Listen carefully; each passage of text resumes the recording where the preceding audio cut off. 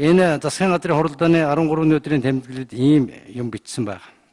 Орхон худалдаа хөгжлийн банкны гүйцэтгэх захирал, Мөнгө бат худалдаа хөгжлийн банкны зөвлөх, Пүрэв төвшин худалдаа хөгжлийн банкны хуульчигч ийм хүмүүс засгийн газрын хуралдаанд орсон гэж. Одоо тэгчихэд худалдаа хөгжлийн банк гэж битгээр Пүрэв төвшин манай хүн биш болчихсон гэж чи төрөн хэлвэ. Эдгээр юу хийгээд байна вэ гэхээр ерөөс цэвэр мафиозын структураар энэ банкны хадгаламжийн мөнгөн дээр тоглож байгаа ус. Нэг гартаа банкны гүйцэтгэх захирал гэх мэт албан тушаалтай, нөгөө талдаа хулих компанитай. Тэр хадгаламжид байгаа мөнгөийг хулих компани руугаа шахдаг. Тэгээ заа талд нь луураа хийдэг, улс төрчдийг лоббидэг, хахуулдаг. Ийм замаар та нар амьдарч байгаа шүү дээ. Анод банк гэж ийм банк байж байгаа дампуурсан.